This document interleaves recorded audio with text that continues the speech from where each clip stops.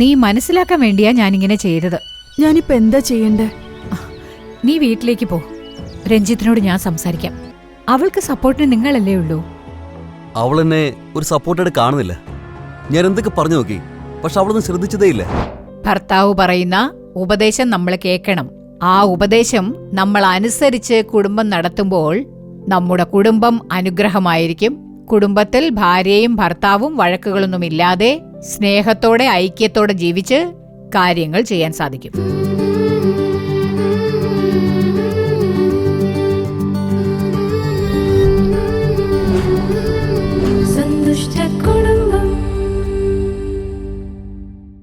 പ്രിയപ്പെട്ട നല്ല വീട് പ്രേക്ഷകർക്ക് യേശുക്രിസ്തുവിന്റെ മധുരമുള്ള നാമത്തിൽ നിങ്ങൾക്ക് ഞങ്ങളുടെ സ്നേഹാശംസകൾ. ഓരോ ആഴ്ചയും ഈ നല്ല വീട് എന്ന പരിപാടിയിലൂടെ നിങ്ങളെ കാണുന്നതിൽ ഞങ്ങൾക്ക് വളരെ സന്തോഷമുണ്ട്. ഈ പരിപാടിയിലൂടെ ദൈവം നമ്മുടെ ജീവിതത്തിൽ ചെയ്തുകൊണ്ടിരിക്കുന്ന വൻ കാര്യങ്ങൾക്കായി അവന് ഞങ്ങൾ ആത്മാർത്ഥമായി നന്ദി അർപ്പിക്കുന്നു. ഇന്ന് നമ്മൾ ബുദ്ധി ഉപദേശിക്കുമ്പോൾ അനുസരിക്കുക എന്ന തലക്കെട്ടിലുള്ള പരിപാടിയാണ് കാണാൻ പോകുന്നത്. പിന്നത്തേതിൽ നീ ജ്ഞാനിയാകേണ്ടതിന് ആലോചന കേട്ട് പ്രബോധനം കൈക്കൊള്ളുക എന്ന് ബൈബിൾ പറയുന്നു. എന്നാൽ ഇക്കാലത്ത് അനേകം പേർക്ക് ബുദ്ധി ഉപദേശിക്കുന്നത് ഇഷ്ടമല്ല, അത് സ്വീകരിക്കാനും തയ്യാറല്ല. ഞങ്ങൾ ചെയ്യുന്നതാണ് ശരി എന്ന് പറഞ്ഞ് തെറ്റായ കാര്യങ്ങൾ ചെയ്ത് തെറ്റായ തീരുമാനങ്ങൾ എടുത്ത് പ്രശ്നങ്ങളിൽ കുടുങ്ങി പിന്നീട് അതിന്റെ ഫലങ്ങൾ അനുഭവിക്കുമ്പോഴാണ് തെറ്റ് ചെയ്തു പോയല്ലോ എന്ന് പശ്ചാത്തപിക്കുന്നത്. പ്രിയമുള്ളവരെ, നമ്മൾ അങ്ങനെ ചെയ്യാൻ പാടില്ല. ബുദ്ധി ഉപദേശിക്കുമ്പോൾ അത് കേട്ട് നമ്മൾ ചെയ്യുന്ന കാര്യം ശരിയാണോ തെറ്റാണോ, നമ്മൾ എടുക്കുന്ന തീരുമാനങ്ങൾ ശരിയാണോ എന്നുള്ളത് ദൈവത്തോട് ചോദിച്ചറിഞ്ഞ് തീരുമാനമെടുക്കുകയാണെങ്കിൽ നമ്മുടെ കുടുംബങ്ങളിൽ സമാധാനവും സന്തോഷവും എപ്പോഴും നിറഞ്ഞിരിക്കും. ഇപ്പോൾ നിങ്ങൾ എല്ലാവരും ആകാംക്ഷയോടെ കാത്തിരിക്കുന്ന ജ്യോതി ചേച്ചി നാടകം.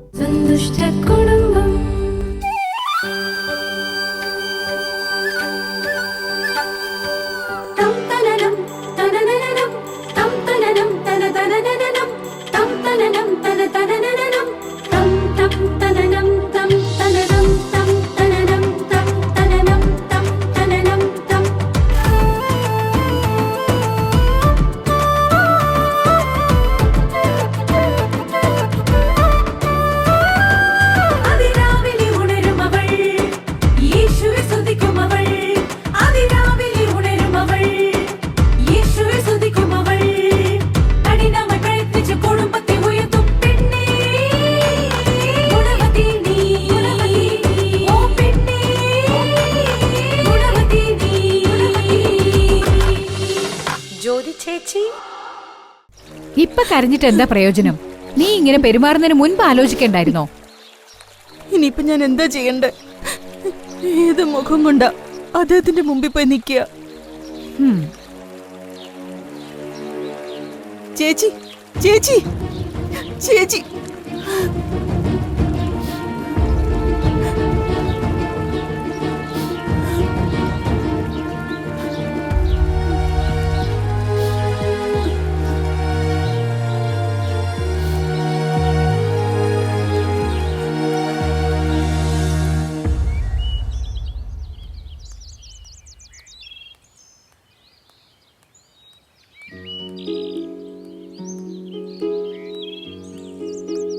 ചേച്ചി ചേച്ചി ചേച്ചി ഒന്ന് നിക്ക്.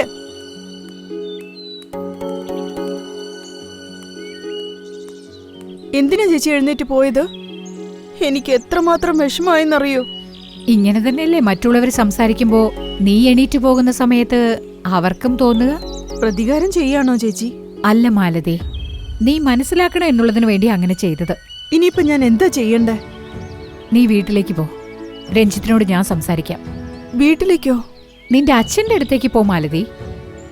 അതുപോട്ടെ, നീ അവിടെയാണെന്നുള്ളത് നിന്റെ ഭർത്താവിന് അറിയാമോ?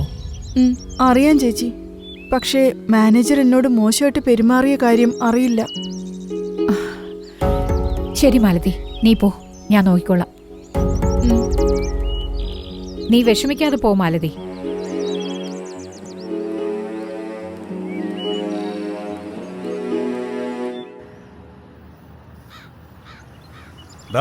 ഭയങ്കര വിശപ്പ്, നമുക്കൊന്ന് ഹോട്ടലിൽ പോയാലോ? ഹോട്ടലിലേക്കോ? എന്താടാ ആലോചിക്കുന്നു?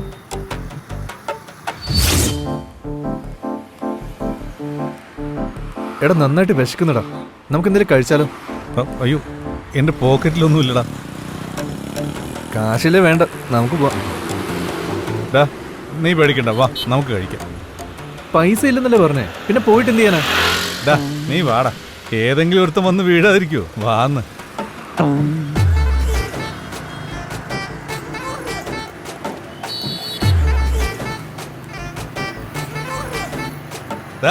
ദാണ്ട്രാ ഒരുത്തൻ ഇരിക്കുന്നു, വാ കേറി മുട്ടാം.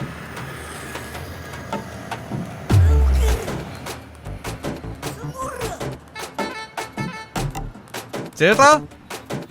എടാ സുരേഷ്, സുഖമാണോ? ആ സുഖം തന്നെ ചേട്ടാ. വല്ലതും കഴിക്കുന്ന? പിന്നെ അല്ലാതെ കഴിക്കാം. ചേട്ടാ ഇവിടെ 2 ബിരിയാണി. ബിരിയാണി. വെറുതെ ഒരു ഭംഗി വാക്ക് പറഞ്ഞപ്പോഴത്തേന് ചാടി കയറി അങ്ങ് ഇരുന്നല്ലോ.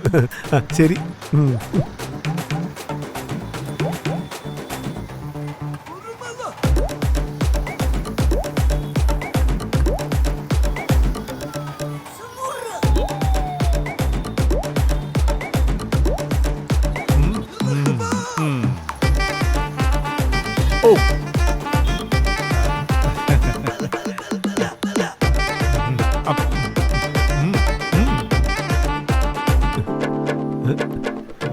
കണ്ടത് കാണാത്ത പോലെ തീറ്റ. നിങ്ങളുടെ ഈ തീറ്റ കണ്ട എനിക്കൊന്നും തിന്നണമെന്ന് തോന്നുന്നില്ല. അതെന്താട്ടാ? അത്രയ്ക്ക് നന്നായിട്ടല്ലേ നിങ്ങൾ കഴിക്കുന്നത്. കഴിക്കേ.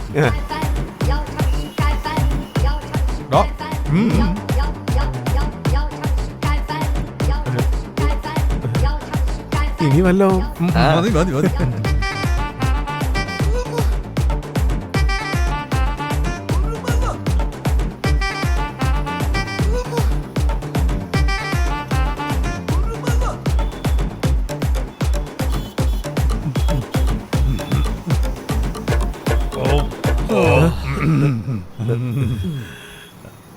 ചേട്ടാ എന്നാ ഞങ്ങൾ ഇറങ്ങട്ടെ, പിന്നെ കാണാം കേട്ടോ. നന്ദി. ഇങ്ങോട്ടൊന്നും വന്നേക്കല്ലേ.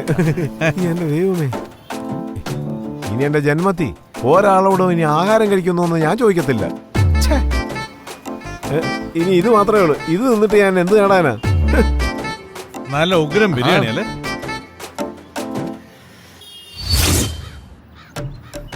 കയ്യില് പൈസ വല്ലതും ഉണ്ടോ?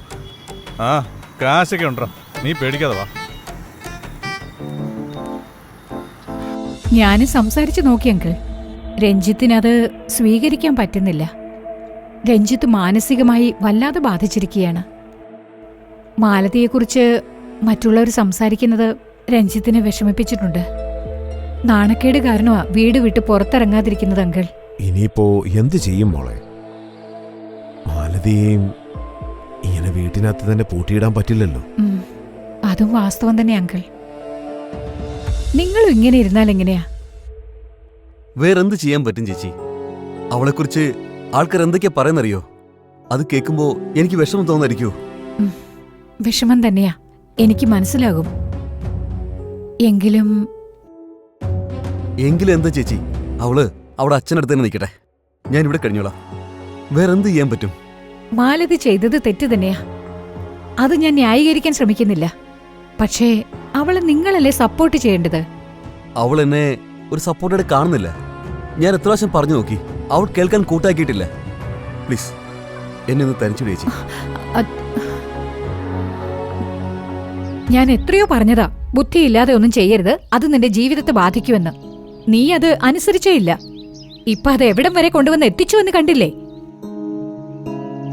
ലാവണ്യം വ്യാജവും സൗന്ദര്യം വ്യർത്ഥവുമാകുന്നു എന്ന് പറയുന്നുണ്ട്. അത് നിനക്കും അറിയാം. എന്നിട്ട് നിന്റെ മനസ്സിനകത്ത് അത് കേറിയേയില്ല. ചേച്ചി, ഇപ്പൊ എനിക്ക് എന്റെ തെറ്റ് മനസ്സിലായി. ഇപ്പൊ മനസ്സിലായിട്ട് എന്താ കാര്യമുള്ളത്? രഞ്ജിത്ത് സമ്മതിക്കുന്നില്ലല്ലോ. ചേച്ചി, എനിക്ക് ആകെ ഉള്ളത് എന്റെ ഭർത്താവാ. അദ്ദേഹം പറഞ്ഞത് ഞാൻ കേട്ടതേയില്ല. എനിക്ക് അദ്ദേഹം അല്ലാതെ വേറെ ആരുമില്ല ചേച്ചി. അദ്ദേഹം എന്നെ വെറുത്താ പിന്നെ ഞാൻ എങ്ങോട്ടാ പോവാ? ഞാൻ എന്റെ ഭർത്താവിനെ കാണാൻ പോവാ. അദ്ദേഹം എന്നെ വേണ്ടെന്ന് പറയുകയാണെങ്കിൽ ഞാൻ എങ്ങോട്ടെങ്കിലും പോയിക്കോളാം.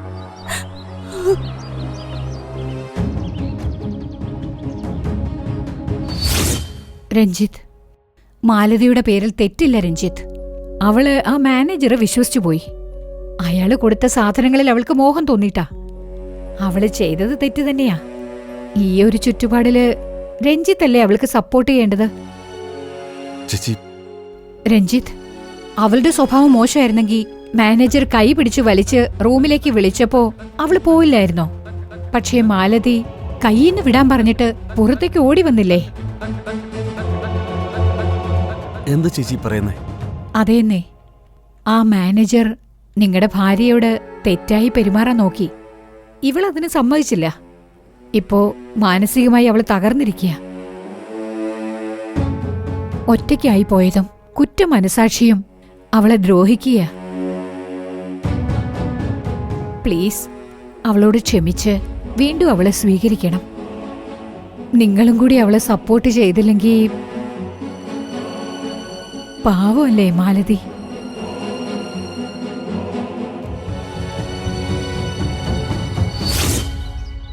എന്നോട് ക്ഷമിക്കണം ചേട്ടാ. ആഗ്രഹങ്ങൾ എന്റെ കണ്ണ് മഞ്ഞളിപ്പിച്ചു. ഇനി ഒരിക്കലും ഞാൻ ഇങ്ങനെ ചെയ്യില്ല. എന്നെ വേണ്ടെന്ന് പറയരുതേ ഏട്ടാ. ഇല്ല മാലതി, അങ്ങനെയൊന്നും ഞാൻ ചിന്തിക്കില്ല. എനിക്ക് നിന്നെ മനസ്സിലായി മാലതി.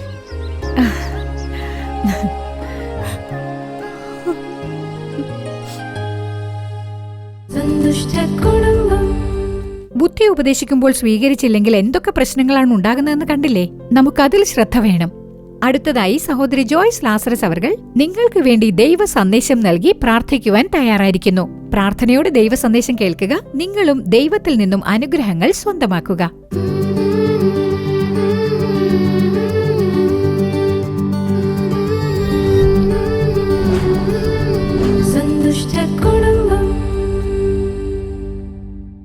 കർത്താവും രക്ഷിതാവുമായ യേശുക്രിസ്തുവിന്റെ മധുരമുള്ള നാമത്തിൽ നിങ്ങൾക്കെല്ലാവർക്കും ഞങ്ങളുടെ സ്നേഹാശംസകൾ അറിയിച്ചുകൊള്ളുന്നു.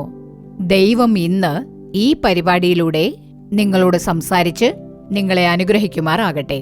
നമ്മളൊരു നല്ല നാടകമാണ് കണ്ടത്. കർത്താവ് നമ്മോട് സംസാരിച്ചിരിക്കുകയാണ്. സത്യമായിട്ടും കർത്താവ് നമ്മളോട് സംസാരിച്ചിട്ടുണ്ടാവുമെന്ന് ഞാൻ വിശ്വസിക്കുന്നു. നിങ്ങളോട് യഹോവ സംസാരിച്ചിട്ടുണ്ട്. യഹോവ നൽകിയ വാക്കുകൾക്ക് നമ്മൾ കീഴടങ്ങുമ്പോൾ ദൈവം നമുക്കായി കരുതിയിരിക്കുന്ന അനുഗ്രഹങ്ങൾ നമുക്ക് നമ്മുടെ ജീവിതത്തിൽ സ്വന്തമാക്കാൻ സാധിക്കും.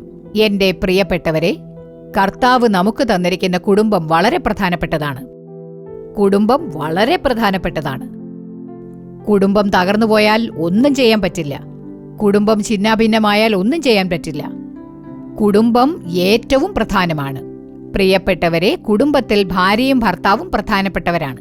ഭർത്താവ് ഒരു അഭിപ്രായം പറയുകയാണെങ്കിൽ ഭാര്യ ആ അഭിപ്രായം കേൾക്കണം. അല്ല, എനിക്കെല്ലാം അറിയാം, അദ്ദേഹത്തിനൊന്നും അറിയില്ല, വിവരമില്ല, ഞാനാണ് എന്റെ വീട്ടിലെല്ലാം എന്ന് പറഞ്ഞ് തർക്കുത്തരം പറയാൻ പാടില്ല. പലപ്പോഴും നിങ്ങളുടെ ഭർത്താവിലൂടെയും കർത്താവ് സംസാരിക്കും. ഭർത്താവ് നൽകുന്ന ഉപദേശങ്ങൾ ഭാര്യ അനുസരിക്കണം. ഭാര്യമാരായ നമ്മൾ അനുസരിക്കണം. സ്വയം ഒരു തീരുമാനവും എടുക്കാൻ പാടില്ല. ആവേശം കാണിക്കരുത്. എന്ത് കാര്യമാണെങ്കിലും ഭർത്താവിനോട് പറയണം.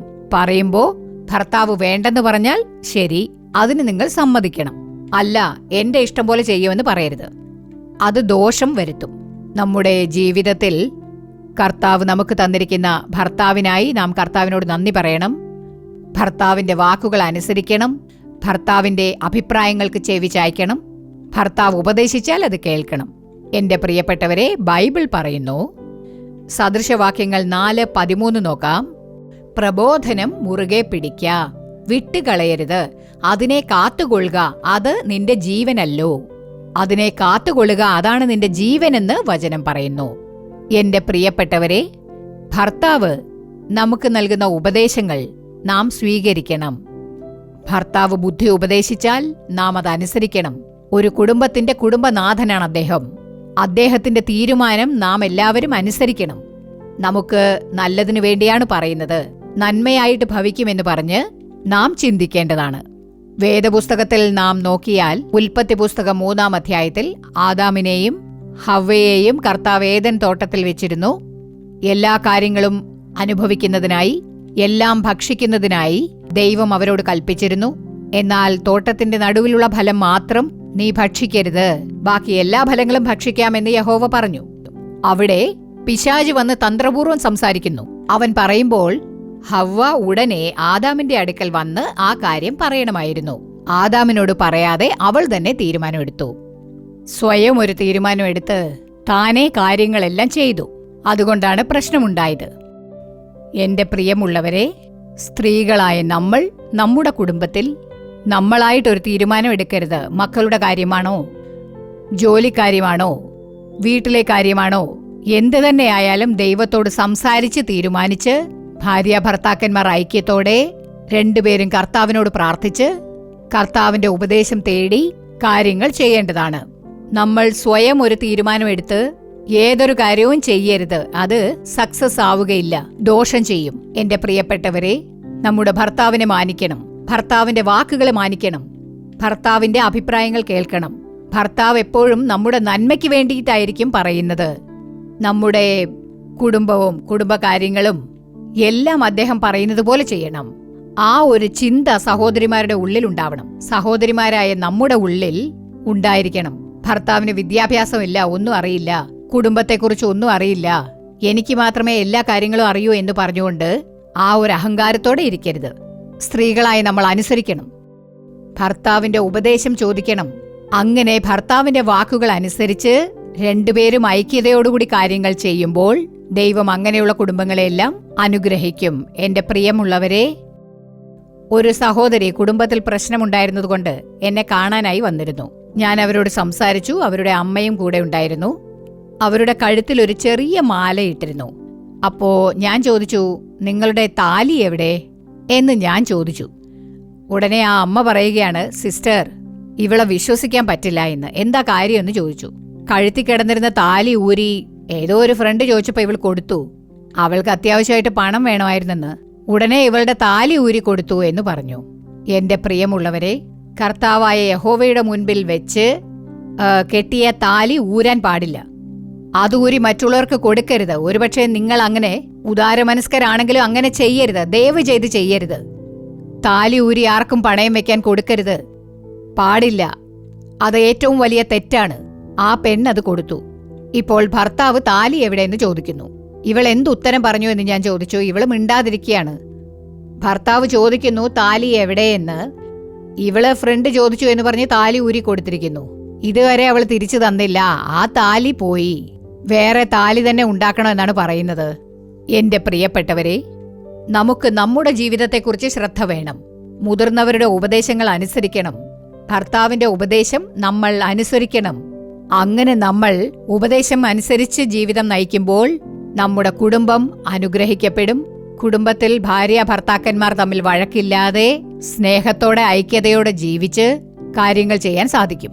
എന്ത് കാര്യമായാലും ഭാര്യ ഭർത്താക്കന്മാർ ഒന്നിച്ച് പ്രാർത്ഥിച്ച് കർത്താവിന് മുൻപാകെ തീരുമാനമെടുക്കുമ്പോൾ, നിങ്ങൾ ഏക മനസ്സോടുകൂടി കാര്യങ്ങൾ ചെയ്യുമ്പോൾ ദൈവം അങ്ങനെയുള്ള കുടുംബങ്ങളെ അനുഗ്രഹിക്കും. ദൈവം നിങ്ങൾക്കായി കരുതിയിരിക്കുന്ന അനുഗ്രഹങ്ങൾ നേടാൻ സാധിക്കും. നാം ബുദ്ധിപൂർവം പ്രവർത്തിക്കേണ്ടതാണ്, ജ്ഞാനത്തോടെ പെരുമാറേണ്ടതാണ്. ജ്ഞാനത്തോടെ നമ്മുടെ വീടിനെ, കുടുംബമായ വീടിനെ നാം പടുത്തുയർത്തണം.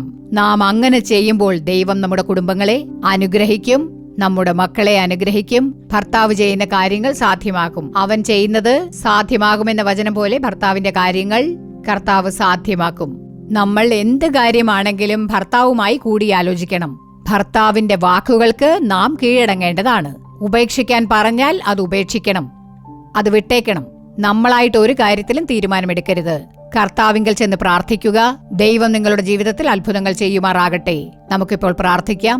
യേശുവേ, അങ്ങേക്ക് നന്ദി അർപ്പിക്കുന്നു. യേശുവേ, അങ്ങയെ സ്തുതിക്കുന്നു, അങ്ങേക്ക് സ്തോത്രം അർപ്പിക്കുന്നു. കർത്താവേ, ഈ നല്ല പരിപാടിക്കായി അങ്ങേക്ക് നന്ദി അർപ്പിക്കുന്നു. കർത്താവേ, കുടുംബങ്ങളെക്കുറിച്ച് പരിശുദ്ധാത്മാവ് വ്യക്തമായി പറയുന്നുണ്ട്. അതിനായി അങ്ങേക്ക് നന്ദി പറയുന്നു. കർത്താവേ, കർത്താവെ, കുടുംബങ്ങളിൽ പരിശുദ്ധാത്മാവ് പ്രവർത്തിക്കുന്നതിനായി പ്രാർത്ഥിക്കുന്നു. യേശുവേ, കർത്താവെ, അങ്ങ് ഞങ്ങൾക്ക് തന്ന ഭർത്താവിനെ ഞങ്ങൾ സ്നേഹിക്കണം. കർത്താവെ, കർത്താവെ, കുടുംബനാഥന്റെ മേൽ സ്നേഹമുണ്ടാകണം. കർത്താവെ, ജ്ഞാനത്തോടെ പെരുമാറണം. കർത്താവെ, തന്നെത്താൻ ഒരു കാര്യത്തിലും തീരുമാനമെടുക്കരുത്. കർത്താവെ, തങ്ങളായിട്ട് ഒരു കാര്യത്തിലും തീരുമാനമെടുത്ത് ഞങ്ങളുടെ കുടുംബം നശിക്കരുത്. കർത്താവെ, അങ്ങ് ഞങ്ങളുടെ കുടുംബത്തെ പടുത്തുയർത്തണം. കർത്താവെ, അങ്ങേക്ക് ഞങ്ങൾ പ്രഥമ സ്ഥാനം നൽകണം.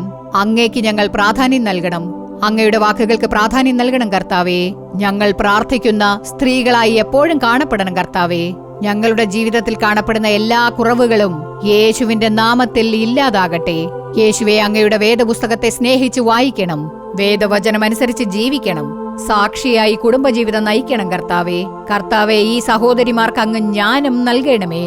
അങ്ങിവർക്ക് വിവേകം നൽകണമേ, ബുദ്ധി കൂർമ്മത നൽകണേ കർത്താവേ. അനേകം കുടുംബങ്ങൾ ഇന്ന് വേർപിരിഞ്ഞിരിക്കുകയാണ്. അനേകം കുടുംബങ്ങളിൽ ഭാര്യ ഭർത്താക്കന്മാർക്കിടയിൽ വേർപിരിവിന്റെ ആത്മാവ് പ്രവർത്തിച്ചുകൊണ്ടിരിക്കുകയാണ്. അങ്ങനെയുള്ള കുടുംബങ്ങളിൽ ദൈവം പ്രവേശിച്ച് പ്രവർത്തിക്കുമാറാകണമേ. ഭാര്യമാർ ഭർത്താവിന് കീഴടങ്ങണം. ഭർത്താക്കന്മാർ അറിയാതെ യാതൊരു കാര്യവും ചെയ്യാതെ യേശുവേ ഈ സഹോദരിമാരെ സംരക്ഷിച്ചു കൊള്ളണമേ. വേർപിരിഞ്ഞു കിടക്കുന്ന എല്ലാ കുടുംബങ്ങളെയും അങ്ങ് ഒന്നിപ്പിക്കണമേ. ഭാര്യ ഭർത്താക്കന്മാർക്കിടയിൽ സംശയമുണ്ടാക്കുന്ന ദുരാത്മാവുകളെ യേശുവിന്റെ നാമത്തിൽ ശാസിക്കുകയാണ് കർത്താവേ. ഇരു മനസ്സുകൾ എപ്പോഴും ഐക്യതയോടുകൂടി കാര്യങ്ങളെല്ലാം ചെയ്യാൻ പരിശുദ്ധാത്മാവ് കൃപ നൽകി നടത്തുമാറാകണമേ. കുടുംബങ്ങളെ അനുഗ്രഹിക്കണമേ. കുടുംബത്തിൽ കാണപ്പെടുന്ന എല്ലാ സമാധാനമില്ലായ്മയും യേശുവിന്റെ നാമത്തിൽ ഇല്ലാതാകട്ടെ. കുടുംബത്തിൽ അങ്ങയുടെ സമാധാനം കൽപ്പിച്ചരുളണമേ. കർത്താവെ, ഭർത്താവിനെ അനുഗ്രഹിക്കണേ, ഭർത്താവിന്റെ ജോലിയെ അനുഗ്രഹിക്കണേ, മക്കളെ അനുഗ്രഹിക്കണേ. കുടുംബത്തിൽ അനുഗ്രഹം വർദ്ധിക്കട്ടെ കർത്താവെ.